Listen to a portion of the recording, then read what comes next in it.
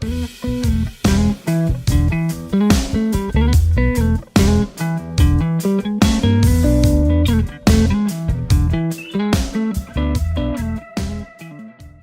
tarde, gente. É um prazer estar aqui com vocês, uma alegria muito grande.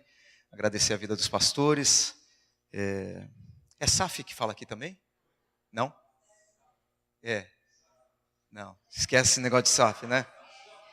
É Sociedade Auxiliadora Feminina aqui, Ministério de Mulheres, né? E agradeço também ao Ministério de Mulheres pelo convite.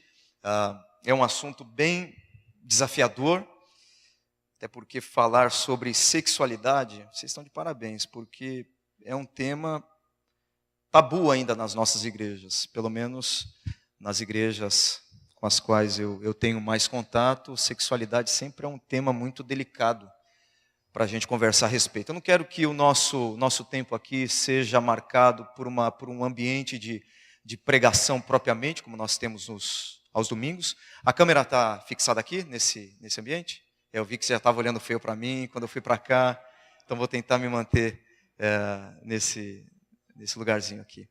E assim, eu quero que, embora seja, obviamente, quando a gente abre a Bíblia e compartilha aquilo que está na Bíblia, estamos sendo instrumentos para que Deus fale conosco. Mas o meu desejo é que seja um outro momento, uma oportunidade de nós debatermos esse tema e estabelecermos aí, quem sabe, um contraponto para aquilo que tem sido hegemônico na nossa cultura. E a segunda parte da nossa conversa hoje vai circunscrever a temática da ideologia de gênero. Então, como é uma temática que está aí em voga, eu acredito que isso vai trazer mais dúvidas e a gente vai precisar de uma reflexão um pouco mais aprofundada.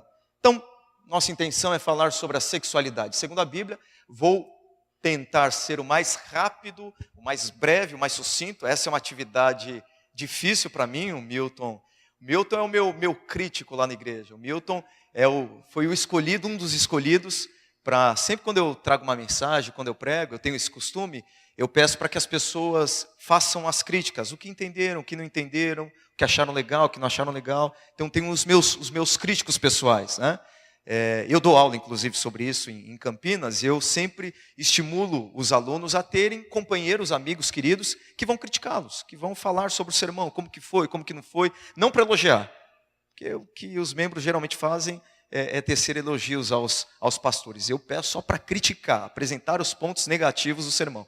E o Milton Alves é o encarregado disso, a contragosto da Roseli. A contragosto, ela tenta segurar a onda, mas não tem jeito, ele é muito mal educado mesmo.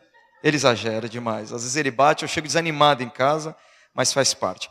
Mas, conquanto eu tenho essa tendência a falar muito, eu vou ser o mais breve possível e trabalhar primeiro as distorções da sexualidade. Primeira distorção, por isso que é um tema tabu, é que a sexualidade ou o sexo, vamos tratar aqui o termo mais específico, sexo, atividade sexual, ainda tem sido ou foi há muito tempo criminalizada.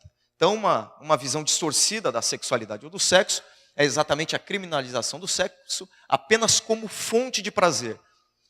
A abstinência sexual como um bem supremo. Isso está muito firme, muito bem solidificado no catolicismo romano, por exemplo. No catolicismo romano, a abstinência ainda é vista a partir de uma perspectiva de um bem supremo. Se você é abstêmico, sexualmente falando, você usufrui de uma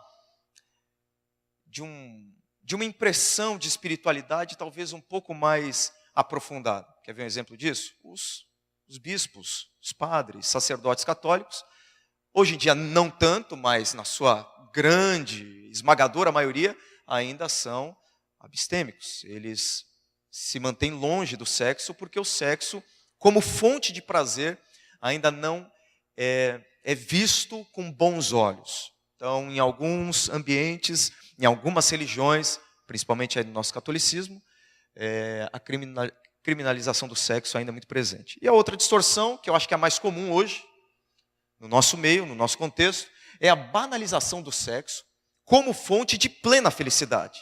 Então são duas distorções. Primeira distorção, criminaliza o sexo. E nós entendemos que não, que o sexo é bênção de Deus. Deus é o criador do sexo.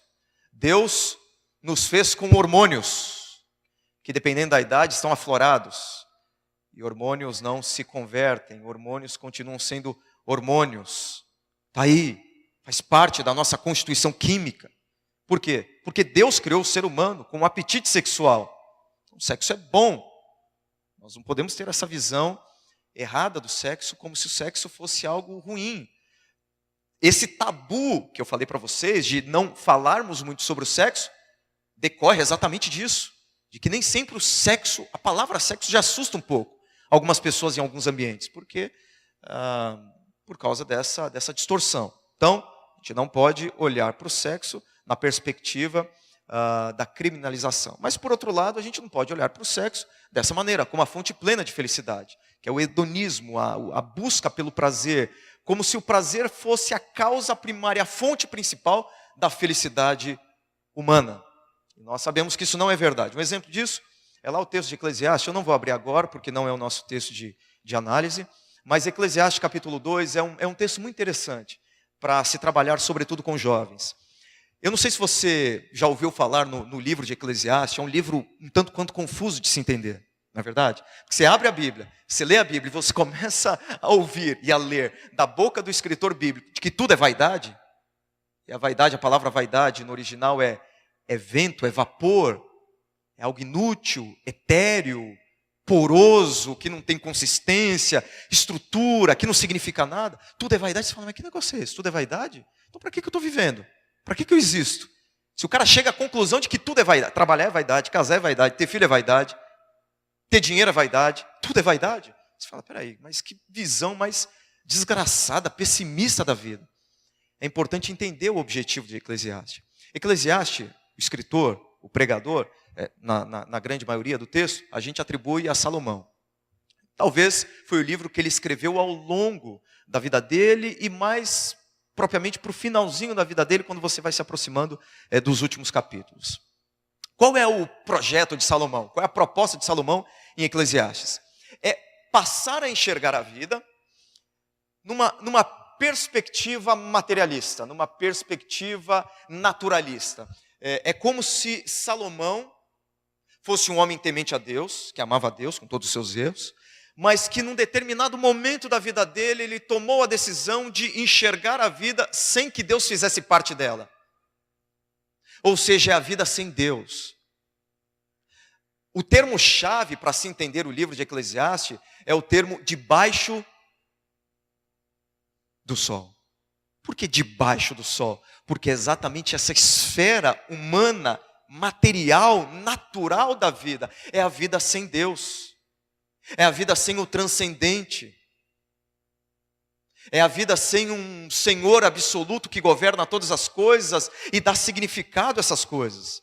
Ou seja, o projeto de Salomão em Eclesiastes é enxergar a vida, é analisar a existência humana sem a sua cosmovisão de um homem temente a Deus. É como se ele tirasse os óculos de um homem que ama a Deus e colocasse os óculos de um ateu, de alguém que não conhece a Deus, que não ama a Deus e que não está nem aí para Deus. É por isso que ao mesmo tempo em que você vê Salomão chegando à conclusão de que tudo é vaidade, em determinados momentos espasmódicos, você percebe Salomão sendo trazido novamente à realidade, dizendo, mas nós precisamos temer a Deus, mas nós precisamos respeitar a Deus. Ou seja, é como se ele tivesse alguns lapsos de sanidade espiritual no decorrer do seu livro. Por que eu estou dizendo isso? Porque Eclesiastes capítulo 2 é exatamente o projeto de alguém que não ama a Deus de se lançar numa caminhada rumo à felicidade. Ele disse assim, chegou um momento na minha vida que eu disse a mim mesmo, busco o prazer. Começo do capítulo 2 de Eclesiastes. Busco o prazer. E aí ele começa a narrar os lugares nos quais ele buscou prazer, verdadeira felicidade. E aí Salomão chegou à mesma conclusão, que essa banda muito antiga aí, que o Milton Alves, na época que ele tinha cabelo, ele curtia, balançava suas madeixas ouvindo essas músicas, Rolling Stones. Se lembra da música do Rolling Stones? Satisfaction. I can get no satisfaction.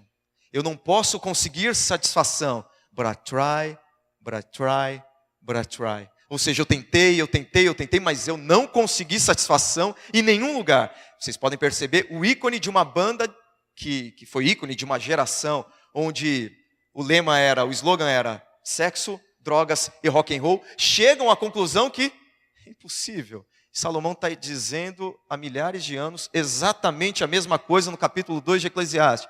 Eu tentei de todas as formas sorver até a última gota o cálice da felicidade, mas não foi possível. Ele diz, eu tive mulheres e mulheres e mulheres e mulheres.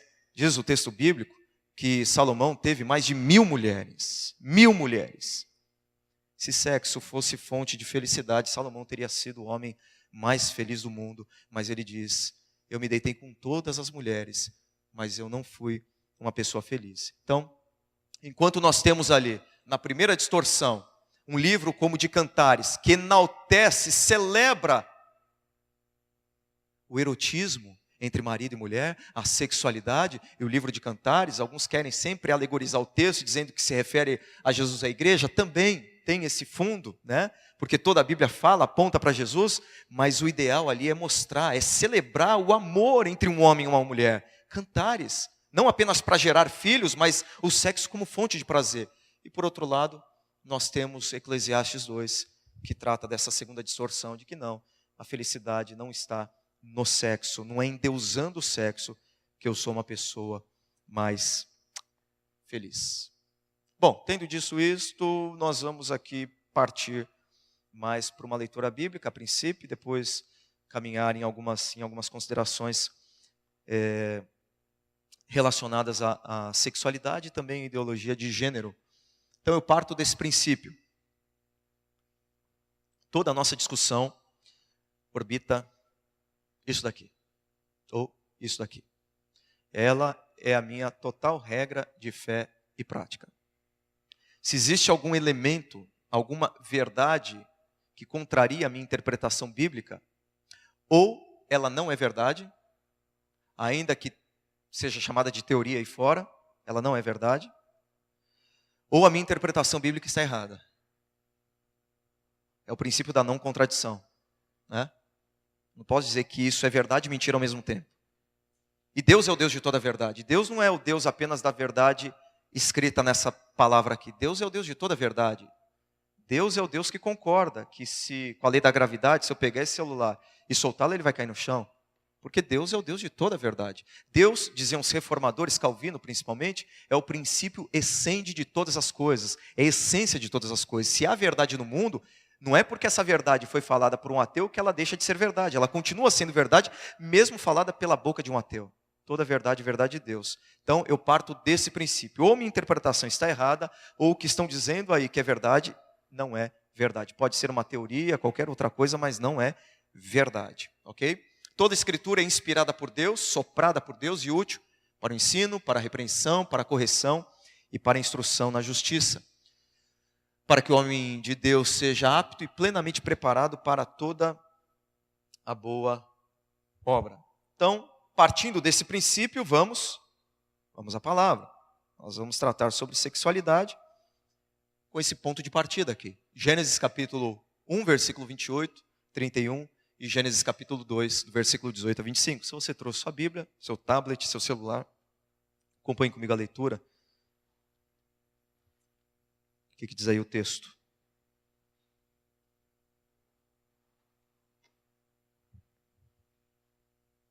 Primeiro livro da Bíblia, Gênesis. Então é o ponto de partida mesmo.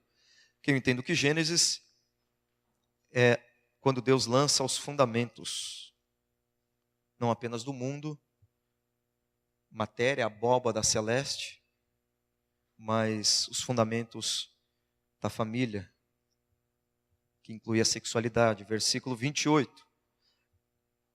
27. Criou Deus, pois, o homem à sua imagem, a imagem de Deus o criou. O primeiro homem aqui, o termo é Adam, que pode ser o sentido de humanidade, é um termo mais genérico. É como se fosse a nossa expressão ser humano.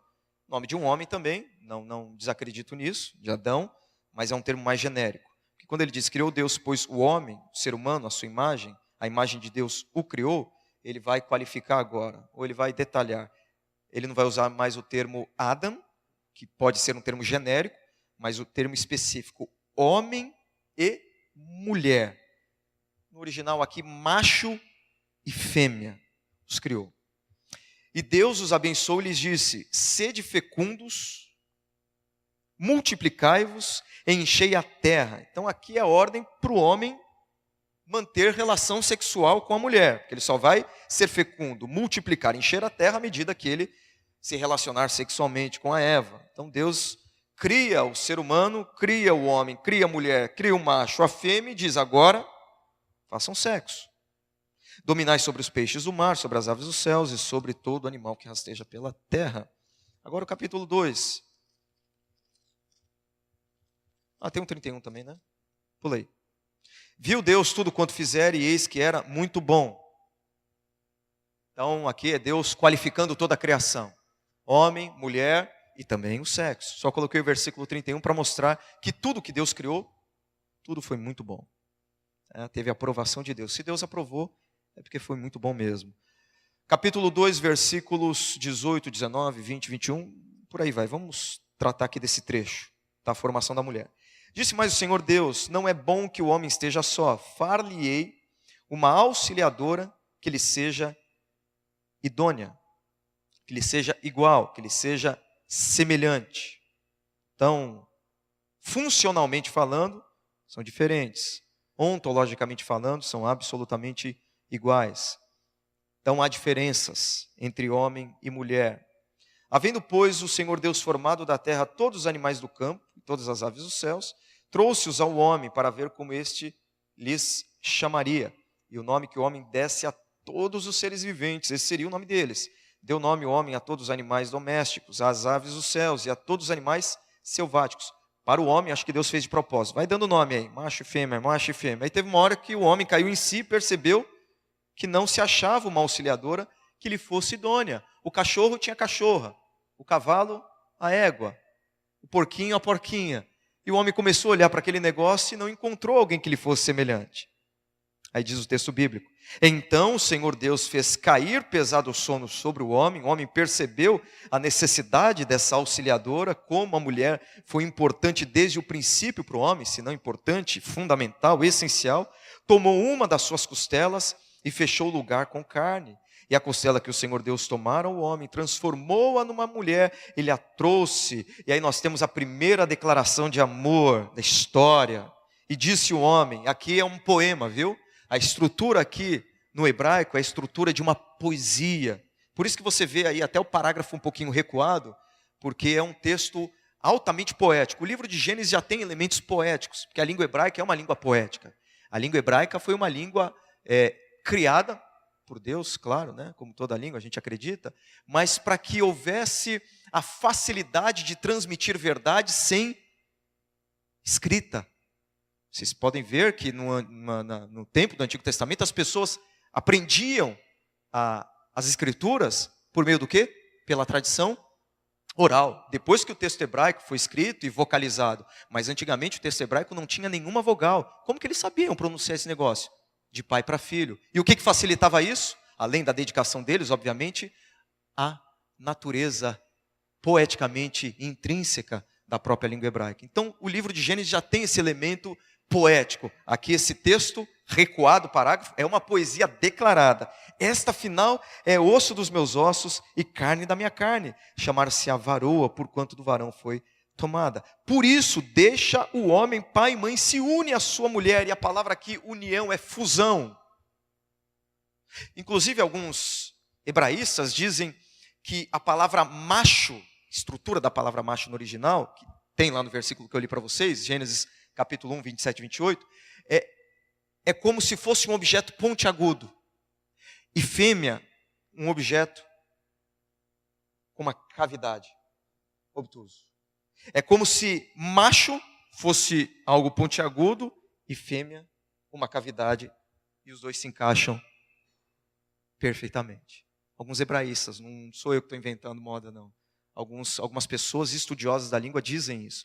Eu acho que faz muito sentido. Quando ele fala de união, é de fusão, é um quebra-cabeça sendo encaixado de tal forma que é impossível separar sem que haja um dano permanente em ambas as partes. Mas enfim, tornando-se os dois uma só carne. Ora, um e outro, o homem e a sua mulher, estavam nus e não se envergonhavam. Tudo bem até aí?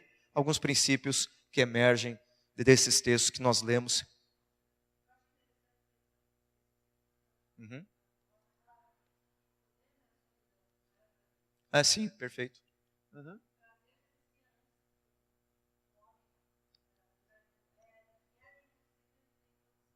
Perfeito. Uhum.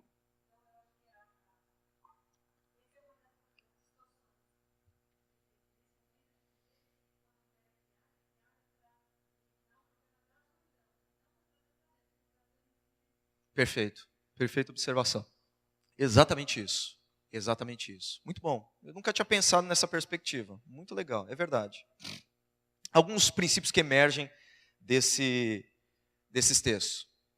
O sexo não era não, para ser desfrutado, enquanto a Bíblia, isso é um papo mais a posteriori, enquanto a Bíblia condena a fornicação, que envolve práticas sexuais fora do casamento, ela ordena o sexo no casamento. Não cultivar uma vida sexual no casamento, para Deus, é pecado. Então esse negócio de brigar com o marido e fazer uma greve de sexo, para Deus isso é pecado. É pecado. O Novo Testamento fala sobre isso. Paulo diz, se vocês ficarem separados, e o ponto ali é sexo, se vocês ficarem sem transar, tome cuidado porque Satanás pode se valer disso e derrubar vocês. Então, enquanto fora do casamento Deus diz não, espera, no casamento Deus diz sim, porque o sexo é para ser desfrutado, foi criado para isso mesmo. Tem até algumas pesquisas, Deus tem razão. E aí depois as pessoas vão apenas comprovando aquilo que a Bíblia já disse há muito tempo, que o sexo é bom, o sexo é prazeroso, o sexo é uma bênção.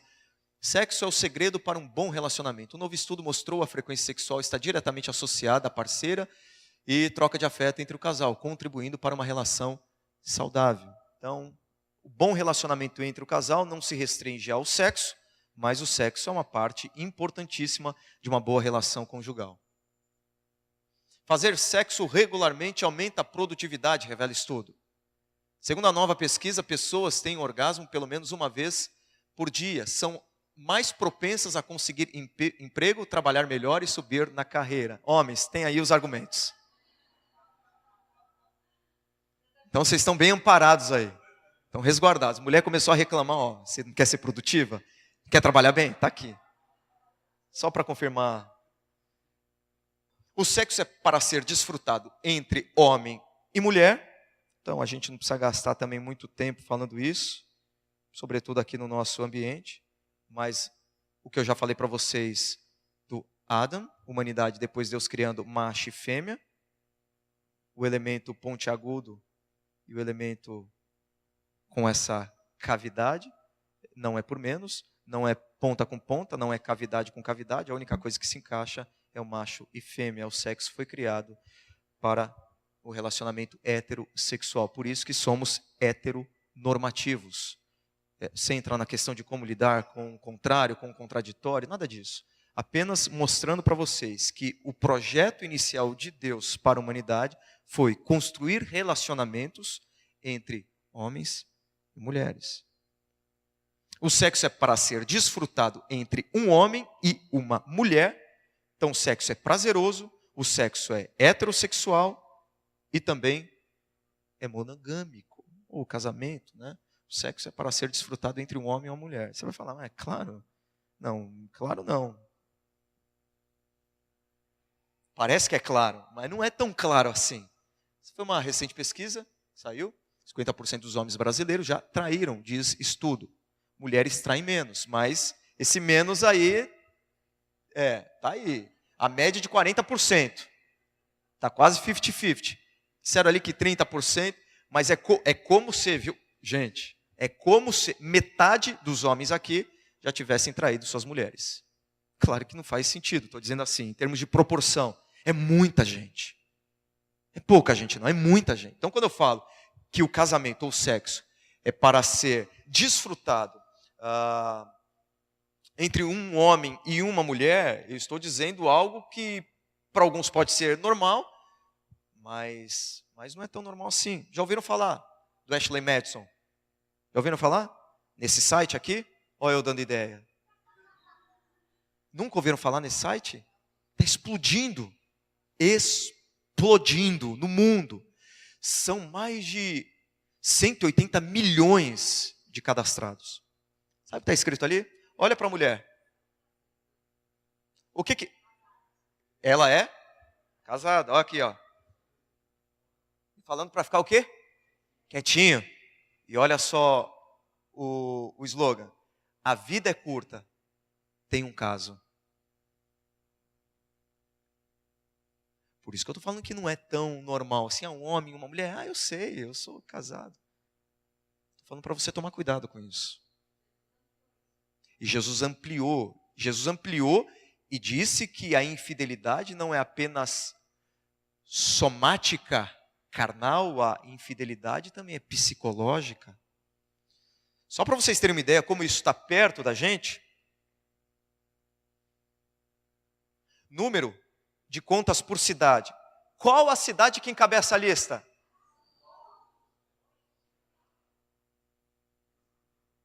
Qual? Olha só São Paulo. Mais de 54 milhões de usuários.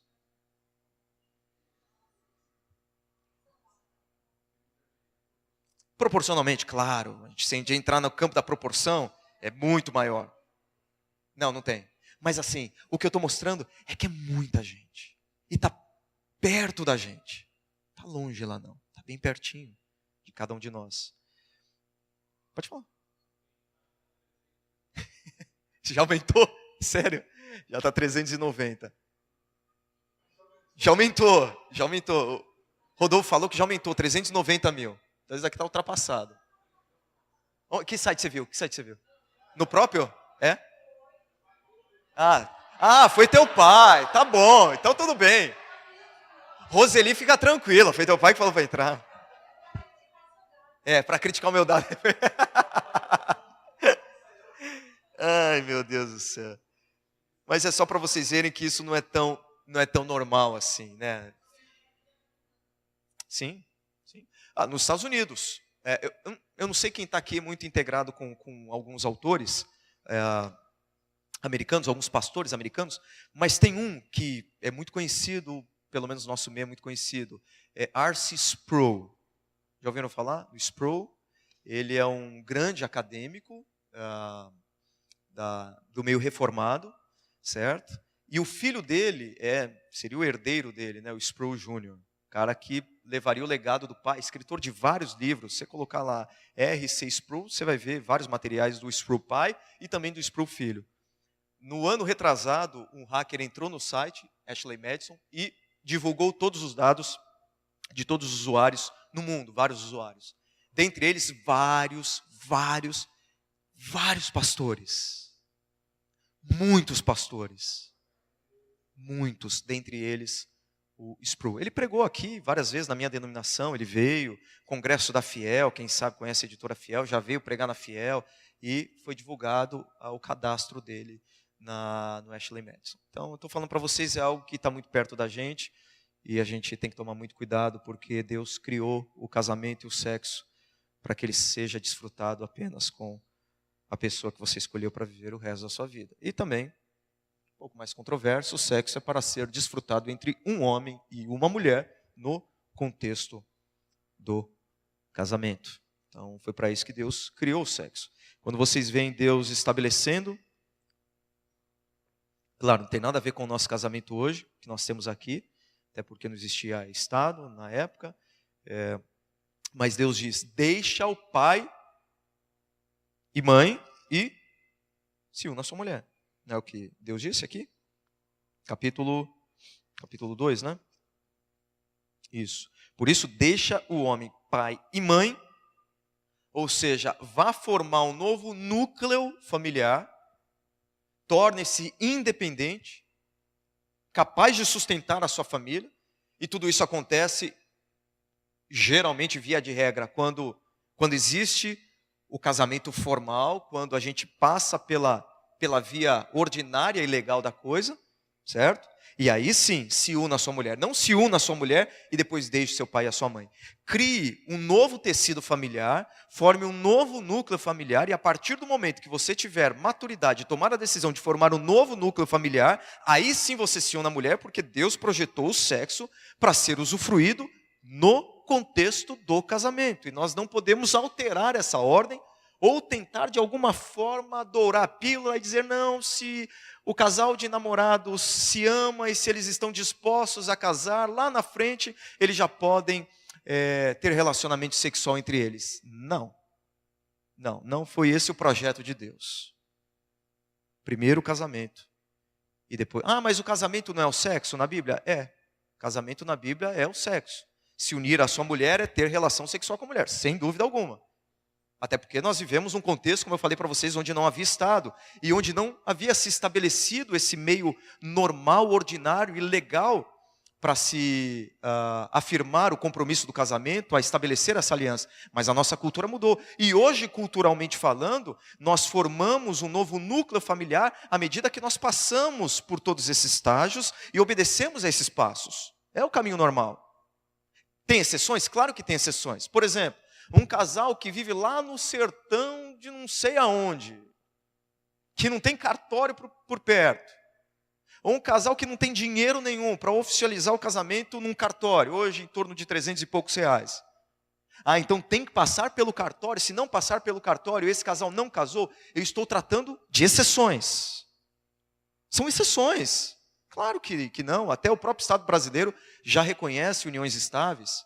Agora, o camarada de São Paulo, que tem dinheiro para ir no cartório e casar, que tem total condição, e dá essa desculpa, e usa a exceção como fonte de autoridade, ele está usando essa argumentação simplesmente para escamotear algo ruim dentro do coração dele, que é a não disposição de estabelecer vínculos, de assumir compromisso sério, porque as pessoas não querem passar por essas vias legais, ordinárias, porque se não der certo, sabe o que a gente faz? A gente separa, aí fica tudo mais fácil. Então eu reconheço que existem exceções, pelo menos essa é a minha opinião. Exceções? Claro que há exceções, sem dúvida alguma. Deus não vai mandar fogo do céu e consumir o casal que não teve possibilidade, de jeito nenhum, não estou dizendo isso. O que eu estou dizendo é que muitas vezes nós queremos pegar aqui uma cultura da qual nós já nos distanciamos há muito tempo, para servir de argumento, de fundamentação para a nossa falta de responsabilidade. Simples assim. Mas, originalmente falando, o casamento eu formo um novo núcleo familiar, eu caso, e naquela época havia toda uma liturgia para se casar, né? O pai levava o filho à busca da esposa, tinha elementos culturais que marcavam um compromisso sério. Na época de Jesus também, não era nada atestado, assinado lá no Estado e aferido no cartório, nada disso. Mas havia, tanto no Antigo, no Novo Testamento também, toda uma cerimônia, toda uma liturgia que marcava o casamento. E hoje nós temos, culturalmente falando, nós temos também toda uma liturgia. Não precisa obedecer essa liturgia que nós temos. Não, tem que casar de véu, grinalda, entrar na igreja e tal, porque casamento, na nossa linha evangélica, não é sacramento. Mas existe um caminho traçado para se casar, né? E as pessoas querem pular esses... Não, cartório, não, a gente só vai juntar as coisas, porque a Bíblia diz que aqui é a união que forma o casamento e está tudo bem, está tudo certo. O que eu tenho visto, eu lido muito com jovens, o que eu tenho visto é que esse tipo de argumentação frequentemente flui a partir de uma tentativa de minimizar os compromissos que o casamento traz para nós. Então é muito melhor evitar muita burocracia, muita coisa, porque se não der certo, a cisão também fica mais tranquila, mais fácil e menos dolorida para ambas as partes. Aham.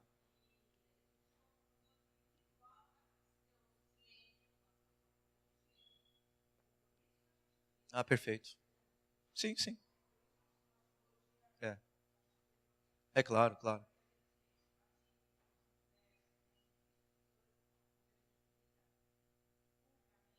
Uhum. É. Eu vou falar sobre essa questão. Aham. No último sábado desse mês, vai ter um evento no Mackenzie. Eu vou falar só para não cristãos sobre sexo fora do casamento, para jovens não cristãos. Então, eu poderia dar para vocês aqui. Eu achei um site criado por um ateu, e esse site, esse blog, depois eu posso até passar para vocês, para Solange, por WhatsApp, ou para Zilda, e é um site de um ateu, de um grupo ateu, e eles mostram ali por que eles decidiram escolher ah, ter sexo apenas quando casados. Interessante, né? Porque a gente acha que é papo careta, coisa de crente, transar com a pessoa só depois de casar. São ateus dizendo, com pesquisas, de que é muito melhor ter o relacionamento sexual depois do casamento do que antes do casamento. Então eu poderia aqui gastar bastante tempo com vocês falando só sobre isso, mas não é meu propósito. Então, o sexo é para ser desfrutado, o sexo é para ser desfrutado entre um homem e uma mulher, o sexo é para ser desfrutado entre um homem e uma mulher, o sexo é para ser desfrutado entre um homem e uma mulher no contexto do casamento. E quando eu falo isso é porque hoje também está muito normal. Um em cada 3 adolescentes de classe média tem permissão dos pais para dormir com o namorado. Então isso aqui não faz muito tempo não. Acho que é de 2000, faz uns 5, 6 anos, não sei. Mas eu acho que isso não mudou. Então tem sido cada vez mais comum, mais normal, os jovens e adolescentes com uma vida sexual ativa e com a permissão dos pais. Sexualidade, segundo a Bíblia, é ideologia de gênero. Então é um assunto que está em voga, vale a pena a gente destacar antes do nosso encerramento. Acho que eu já passei, quanto tempo aí? Fala com o Milton. Milton. É. 1 hora, 40 minutos? Então tá. Quer tomar, ninguém está com sono, né? Ninguém comeu 2 sanduíches lá no Seu Oswaldo. Que coisa boa, hein? Nossa, que lugar maravilhoso. Bom, o que é, basicamente? Uma definição abrupta, sucinta, mas que capta aquilo que a gente tem pesquisado e visto. Basicamente é separar sexo de gênero. Sexo é uma determinação objetiva, natural ou biológica. Sexo é o que você é por natureza. O que é o gênero? Gênero é uma determinação subjetiva, pessoal ou social de quem você quer ser ou de quem as pessoas querem, ou quem as pessoas querem que você seja, tá bom?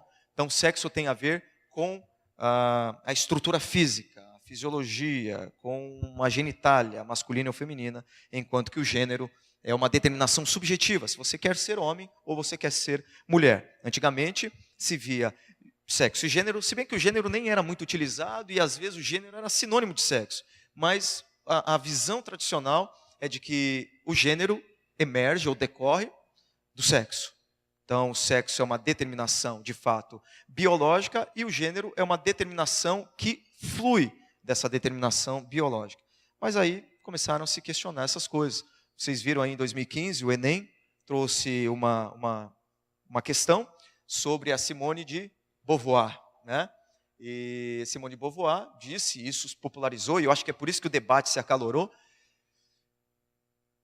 que ninguém nasce mulher, ela se torna mulher, que a mulher seria algo no meio aí do homem e do eunuco, diz a Simone de Beauvoir. O que ela quer dizer com isso, eu não sei, mas ela diz que a mulher, ela quer colocar a mulher no mesmo degrau e na mesma condição de força, entre outras coisas, do homem, e ela acaba dizendo que a mulher está no meio termo aí, entre o eunuco, entre o homem, o macho, mas a grande declaração dela, e que não que a popularizou, ela sempre foi uma mulher muito destacada e muito conhecida, muito vista, muito lida, mas essa frase depois do Enem acabou gerando aí grandes debates alguns bem acalorados. Ninguém nasce mulher, ela se torna mulher. Simone de Beauvoir, ela está muito bem amparada por outros teóricos que vêm já de muito tempo atrás, como Robert Stoller, nesse livro pioneiro, Sex and Gender, Sexo e Gênero.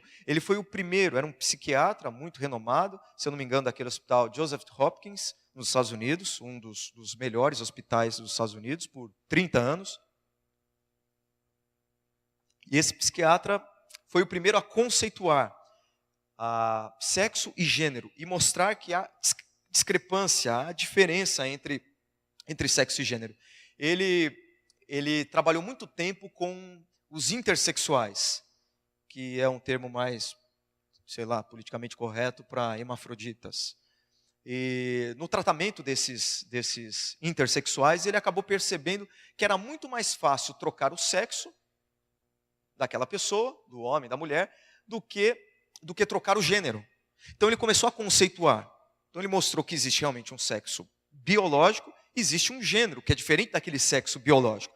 E a partir daí, por causa dessas cirurgias e de acompanhar essas pessoas, ele escreveu esse livro, que é pioneiro. Então ele foi o primeiro, pelo que eu tenho lido e visto, ele foi o primeiro a conceituar o que é gênero, de uma forma diferente daquela que nós estávamos acostumados. Agora tem um outro, talvez esse tenha sido o precursor aí desse movimento mais militante de gênero, que é o John Money. O John Money é um psicólogo também bastante conhecido, bastante conceituado. Já vou mostrar aqui um caso que vocês devem ter ouvido falar, ficou bem famoso. Mas ele foi o primeiro a falar a tratar do papel de gênero. O que é o papel de gênero? O papel de gênero é aquilo que você faz, ou que fazem com você, e que vai identificá-lo ou identificá-la como homem ou mulher, um gênero masculino ou feminino. Exemplo, a criança nasceu com 2 anos, ao invés do papai dar um carrinho para ele, deu uma boneca. Ao invés de vesti-lo de azul, o vestiu de rosa. Essas questões simples aí são os papéis de gênero. Então, o que o Money vai dizer é que esses papéis de gênero, eles têm total influência, ou melhor, não total influência, esses papéis de gênero vão determinar o que aquela criança vai ser, mesmo tendo sexo masculino ou sexo feminino. Obrigado, querido. Obrigado. Esses papéis de gênero, lembram-se da definição que fizemos no começo? Sexo, determinação biológica, e gênero, uma determinação social. E esses papéis de gênero é o que vão determinar se a criança vai ser masculino ou feminino, embora tenha pênis ou vagina. O ser humano, independentemente do sexo biológico, pode funcionar como o gênero socializado. O sexo da criação pode transcender a morfologia genital externa. Essa foi a grande tese desse psicólogo, do Money. Então ele está defendendo aqui que o ambiente, que a sociedade vai dizer para aquela criança, ou vai dizer para aquela pessoa o que ela é, não mais o sexo dela. Eu não sei se vocês já ouviram falar no David Hume. David Hume foi um caso que ficou famoso, oriundo das observações ou dos experimentos do John Money. A família Hume, né, teve casal, né, teve filhos gêmeos. Esse menino que na época não era chamado de David, nem me lembro, acho que era Bruce Hume, sei lá. E quando eles tinham 7 meses, os pais, o casal Hume, percebeu que eles tinham uma dificuldade para urinar. Então acabaram levando para o médico, o urologista fez uma cirurgia e no Bruce essa cirurgia não foi bem sucedida. Ao invés do médico utilizar um bisturi, utilizou uma agulha cauterizadora, fazendo com que o pênis da criança fosse quase que decepado por inteiro. Então ele teve um problema irreversível no pênis, quando criancinha. E aí o que aconteceu? A criança cresceu, foi crescendo, 1 aninho, 2 aninhos, 3 aninhos, e os pais ouviram falar das ideias do Money, desse psicólogo, e acabaram levando a criança para ele ver e acompanhar. E a orientação do John Money foi que os pais deveriam tirar toda a genitália masculina e fazer uma operação para mudar o sexo da criança. Então, acabaram fazendo ali uma vagina no Bruce Haim, e os pais foram orientados a educarem o menininho como uma menina. Trocaram o nome dele, inclusive. Passou a se chamar Brenda Haim, de Bruce para Brenda. E aí foi crescendo, crescendo, crescendo. Quando chegou aos 11 anos, essa menina teve uma crise gravíssima e chegou à conclusão que ela não era uma menina, que era um menino. Os pais criaram como menina. A genitália era feminina. Tudo. Mas chegou aos 11 anos e a Brenda falou: pai, eu não sou Brenda, sou Bruce. Já tinha mudado o nome. Aí tiveram que mudar o nome dele de novo, para David Rhyme. E a história é muito triste. O irmão dele teve sérios problemas, vários problemas, acabou morrendo de overdose. O David, depois de algum tempo, se casou, não podia ter filhos, obviamente, né? Em razão de todas as transformações pelas quais ele passou, não pôde ter filhos.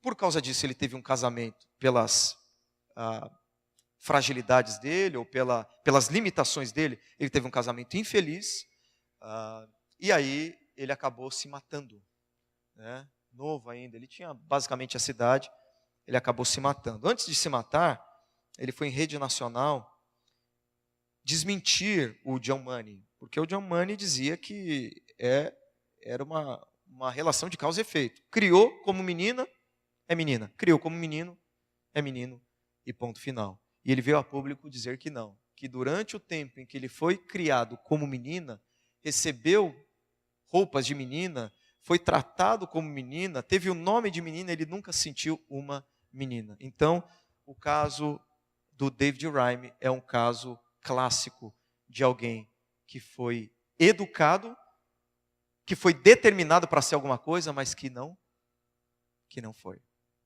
Então, esse negócio que gênero é algo criado artificialmente pelo meio, já tem um caso aí, empírico, de que isso é mentira. Não é verdade. Bom, uma outra filósofa ou pensadora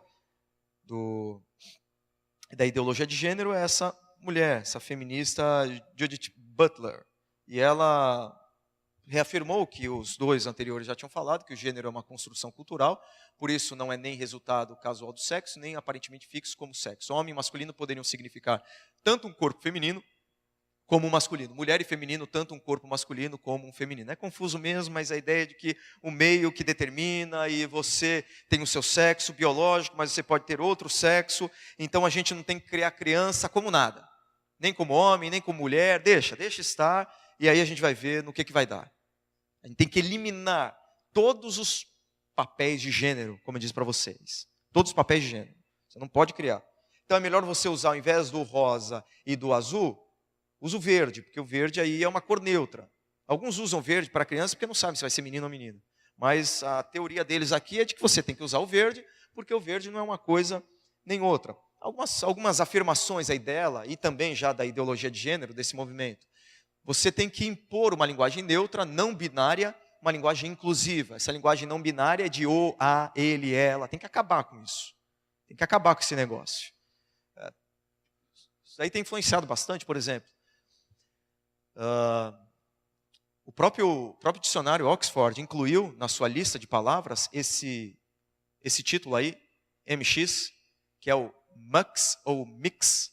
Não é nem Mr., nem Mrs., é o mix, porque você pode se referir não ao senhor, não à senhora, mas alguma coisa diferente. Então essa linguagem neutra, não binária, inclusiva, já tem feito parte aí de dicionários como Oxford. Tem se tornado muito, muito comum. As crianças precisam ser educadas de forma neutra também. Olha aí, isso há pouco tempo. 4 de julho de 2017. Bebê terá documento sem identificação de sexo para decidir o gênero. Canadense. Quando crescer. Então, isso aí é mais normal do que a gente imagina. Pais decidem revelar o caso Sasha. Ficou bem famoso esse caso, casal britânico. Decidem revelar que filho é homem após 5 anos de segredo, porque a mãe disse que não queria que o filho crescesse com os estereótipos. Então, como que o filho olha para ele, olha para a mamãe e não consegue ver nenhuma diferença. Mas enfim. A família tradicional precisa desaparecer para a ideologia de gênero, é isso? Saiu aí no Estadão, essa coluna. Acabem com o tormento das festas de Dia das Mães da escola. Aproveitem e cancelem a do Dia dos Pais também. Muitas escolas aqui em São Paulo, uma escola lá em Santos, já têm adotado essa prática de não chamar Dia dos Pais, nem Dia das Mães, Dia das Mães. Agora é o Dia dos Cuidadores, ou Dia de quem cuida. Tem até um projeto de lei querendo mudar, alterar, tirar do nosso vocabulário Dia das Mães, Dia dos Pais, a fim de instituir o Dia do Cuidador. A gente sabe que esse negócio de destruir a família tradicional é um negócio muito antigo, tá? Não é prerrogativa da ideologia de gênero. A gente já tem há muito tempo, né? O Engels, que na verdade não foi Engels que escreveu esse livro, ele foi um livro póstumamente editado por Engels e finalizado por Engels, mas o grande autor desse livro foi o renomado Karl Marx. Karl Marx escreveu esse livro sobre a origem da família, da propriedade privada e do Estado. E nesse livro, quem já teve contato com o livro sabe que uma das teses de Marx é exatamente destruir a família tradicional, do macho, alfa, da mulher, dos filhos. Por quê? Porque para ele, essa estrutura piramidal hierárquica que nós temos na sociedade, ela é um macro reflexo de um microcosmo que existe dentro de cada lar. Ou seja, as desigualdades, né, a opressão dos capitalistas sobre o proletariado é apenas uma imagem estendida daquilo que acontece, da opressão que existe dentro dos lares dos maridos sobre as mulheres e dos filhos. Então, para ele, para que haja uma mudança cultural consistente na sociedade e as desigualdades sejam mitigadas ou minimizadas, é necessário desqualificar e destruir a família tradicional. É por isso que você vê comunista, esquerdista, com perdão quem aqui é esquerdista, junto com ideólogos de gênero e por aí vai, porque há um projeto muito bem arquitetado para acabar com a família. Tá? Não que você não possa ser esquerdista, até pode ser. Se você fizer juízo de valor de algumas correntes do esquerdismo, aí é outro papo. Mas a gente tem que tomar cuidado, porque no bojo do esquerdismo, do comunismo, há uma tentativa de acabar com a família tradicional pelas razões já mencionadas. Há uma campanha bem orquestrada da ideologia de gênero em curso no Brasil. Eu não sei quem viu, eu não vi. Eu recebi a notícia, coloquei, não sei se aconteceu, se não aconteceu, como que foi. Então não vou tecer muitos comentários sobre esse drama aí. Mas Ivana decide mudar de sexo. Quando começam a colocar essas questões em novela, acabou. Aí caminho sem volta, verdade, caminho sem volta. Quando começar a colocar beijo gay, isso, daquilo em novela, é porque a coisa só tende a piorar. Só tende a piorar. Um programa do Fantástico, também a série Quem Sou Eu, que lidou com a ideologia de gênero, principalmente com crianças, e foi um negócio que move o coração. Você vê a criança ali confusa, não sabe o que é, a criança chorando, os pais chorando, você fala, não, é isso mesmo. Isso existe e a gente tem que entender e tratar e ponto final. E realmente gênero é algo construído socialmente, depende de uma construção anterior à formação da própria genitália na criança, que acontece no cérebro, mas não passou nenhum dado, nenhuma base científica, nada empírico, somente lançou com musiquinha de fundo, e quando você tem uma musiquinha de fundo, criança chorando, pai chorando, aí você se sente movido por aquilo e acaba chamando o mal de bem e o bem de mal. Não estou tentando... Não estou tentando dizer que a questão não é delicada. A questão é extremamente delicada. Mas ela também não é uma questão simples, como o Fantástico colocou. É muito complexa. Tá certo? Bom. Eu só coloquei aqui, não é exatamente no Brasil, mas saiu. Homem transgênero. Dá luz a um menino. Aí eu falei, peraí, tem duas coisas aí que eu não consigo entender. Como que um homem dá luz ao menino? Homem dá luz?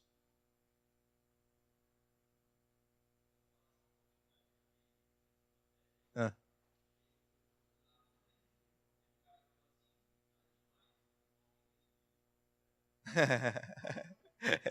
Falou isso aí?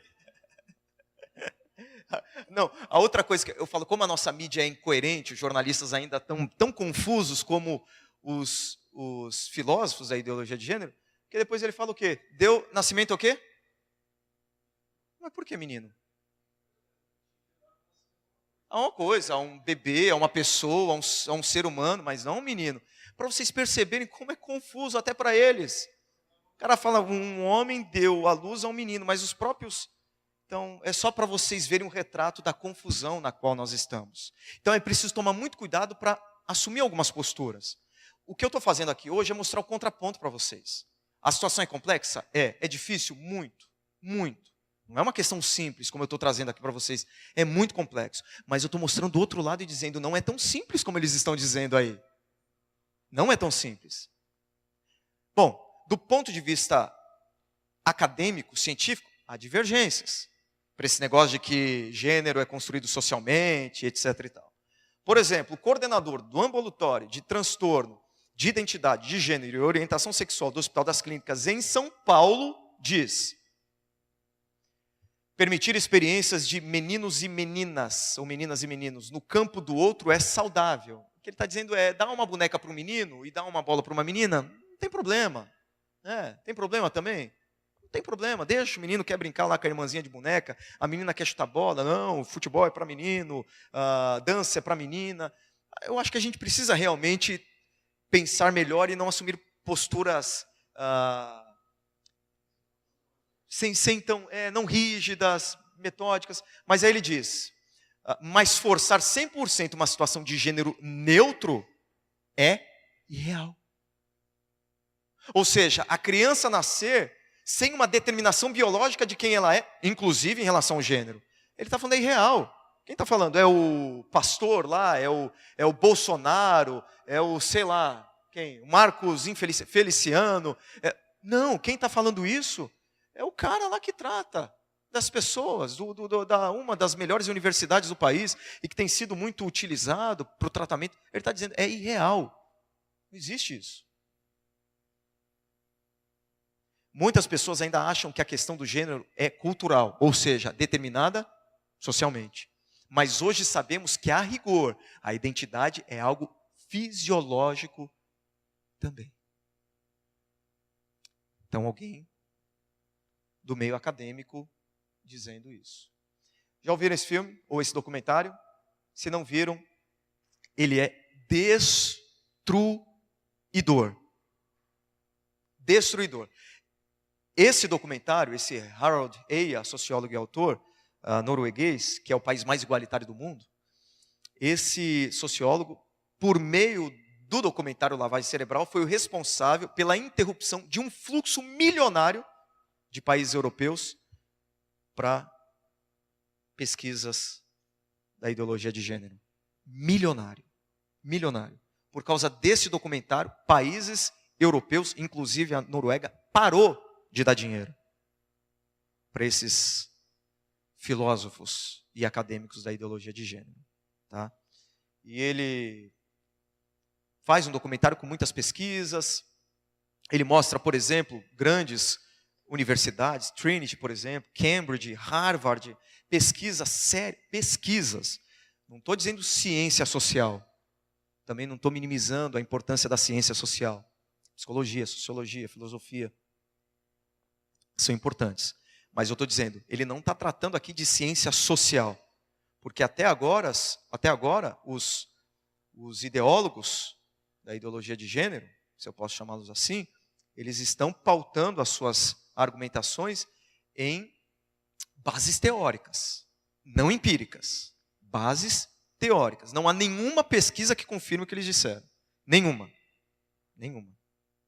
Teve uma aí, há pouco tempo, que veio do México, numa entrevista com 120 pessoas. Vai falar, pelo amor de Deus, né? Não é porque é do México, mas 120 pessoas. Uma amostragem pífia. Com um cara que foi entrevistado por ele, que fez uma pesquisa com 200 ou 200 mil pessoas ao redor do mundo. Então, vamos concordar que é diferente, né? Uma das pesquisas foi feita com crianças recém-nascidas, e tinham acabado de nascer, recém-nascidas, né? E com seus 2 meses, 1 mês e meio, 2 meses, não passava de 2 meses. E os pesquisadores fizeram um negócio. Não é religião, tá? Não são religiosos, nada disso, financiados por grandes entidades religiosas. Cientistas. Eles colocavam objetos e pessoas na frente desses recém-nascidos. Meninas, em sua grande maioria, fixavam os olhos em quê? Em pessoas. No rosto, na face. E meninos, em objetos. Grande maioria. Isso é para mostrar que existem, de muitas que eu vi, isso é para mostrar que existem diferenças fisiológicas, cerebrais, entre meninos e meninas. Porque o que os teóricos da ideologia de gênero querem dizer é que não há diferença. Há pequenas diferenças como o peito, genitália, sentimentos, mas não aquilo que a gente sabia lá atrás, de que a cabeça do homem funciona de forma diferente da cabeça da mulher, que os cérebros são diferentes, não melhores ou piores, mas diferentes. O que essas pesquisas estão dizendo que são diferentes, sim. Quer ver um exemplo? Na Noruega. Noruega é o país mais igualitário do mundo. Igualitário. Lutam por isso, pelejam por isso, e é igualitário mesmo. Mulheres que ganham mesmo ou mais do que os homens, e por aí vai. Fizeram uma pesquisa. 90% dos enfermeiros da Noruega são mulheres. E 90% dos engenheiros são homens. Alguma forçação de barra? Eles dizem, não. Tem preconceito nesses ambientes? Eles dizem, também não. E por quê? Ele fazendo entrevista com as enfermeiras, por que você escolheu isso e não isso? Porque eu prefiro lidar com gente, eu prefiro olhar para faces. Enquanto os homens disseram, não tenho paciência com gente, eu não gosto de falar muito, eu não gosto de ouvir muito. Porque a cabeça de um homem e de uma mulher funcionam diferentemente.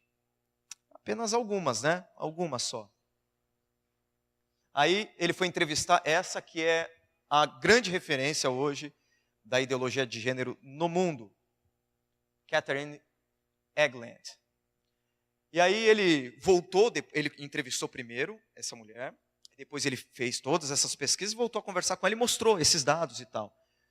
E aí diz assim, na ciência popular você lê que homens e mulheres têm cérebros diferentes. E ele mostrou as pesquisas, né? Aqui. E aí ele perguntou para ela, o que é que você pensa sobre isso? Ela disse assim, é espantoso como as pessoas se interessam em pesquisar essas diferenças. Para quê? Mas você não se interessa por essas pesquisas? Ela falou, não, isso pouco me interessa. Estamos baseando ideologia de gênero no quê? Machismo, feminismo, é opinião. Aí ele falou assim, mas qual é a sua base? Ela falou, teórica. E a base empírica? Ela falou, a base empírica não me importa. O que a gente está falando aqui não é só sobre religião, não religião, que a Bíblia diz. A gente está falando aqui sobre uma ideologia que tem se infiltrado nas nossas escolas, na educação dos nossos filhos, na nossa cultura, nos materiais didáticos, de quem estuda, não tem dinheiro para estudar em escola particular, escola pública, né, do município, do estado. É isso que os nossos filhos estão vendo. É isso. Baseado no quê? Em algo comprovado, por exemplo, cientificamente. Eu não estou elevando a ciência à enésima categoria, dizendo que a ciência tem opinião para tudo e razão para tudo. O que eu estou dizendo é que a ideologia de gênero se fundamenta em estruturas porosas. E a gente não tem percebido. Se vocês puderem assistir. E esse daqui que é o Dr. Paul McHugh, ex-chefe de psiquiatria do Hospital Johns Hopkins. ele diz assim, é biologicamente impossível a mudança de sexo. As pessoas que se submetem à cirurgia de troca de sexo não mudam de homem a mulher ou vice-versa. Pelo contrário, transformam-se em homens ou mulheres masculinizados ou feminilizadas. Afirmar que isso é questão dos direitos civis e fomentar a intervenção cirúrgica é, na verdade, colaborar e promover um transtorno mental. Então, não sou eu que estou falando isso, são pessoas que estudaram também. Então, assim como eles têm muitos estudos, do outro lado também há vários outros estudos. O que a Bíblia tem a dizer, para a gente não se conformar com aquilo que está em voga, aquilo que é hegemônico. Eu prefiro ser biblicamente correto do que ser politicamente correto. Não adianta ser politicamente correto e biblicamente infiel e incorreto. E a Bíblia diz para a gente fazer isso. As armas com as quais lutamos não são humanas, pelo contrário, são poderosas em Deus para destruir fortalezas. Destruímos argumentos e toda pretensão que se levanta contra o conhecimento de Deus e levamos cativo todo pensamento para torná-lo obediente a Cristo. Eu vou encerrar com alguns princípios. Somos contra o discurso de ódio. Não podemos discriminar homossexuais, transexuais, transgêneros, nem qualquer outra pessoa. Se quer assumir uma postura de repreensão fria e violenta. Primeiro princípio. Segundo, não podemos também abrir mão da palavra de Deus. Somos a favor da heterossexualidade e da heteronormatividade. Terceiro princípio, Deus criou apenas 2 sexos e 2 gêneros. Devemos começar aqui. Esse é o padrão de Deus, sem separar ou fraturar sexo e gênero. Sexo é determinado biologicamente e gênero é a decorrência natural dessa determinação. Um se desenvolve a partir do outro. Uma coisa está ligada à outra.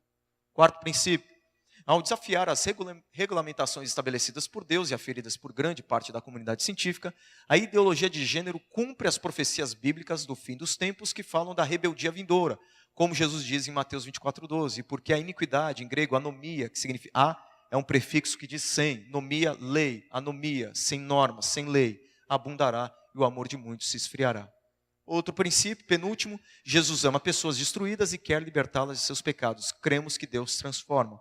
Deus ama a qualquer pessoa, o homossexual, o bissexual, o transexual, o transgênero, seja o que for, e Deus quer mudá-los. A igreja precisa promover os 3A, acolhimento, aconselhamento bíblico e, se necessário, ajuda psiquiátrica. Que Deus nos ajude, nos abençoe e que o sirva como um ponto de partida para uma reflexão mais madura, mais profunda, com o intuito não de apontar o dedo e dizer vocês estão errados, mas nós temos a resposta e a solução que podemos oferecer com verdade e com amor, que é o nosso compromisso. Seguir a verdade em amor, seja com quem for. Então a primeira parte, da minha parte, está encerrada. Deus abençoe. Obrigado.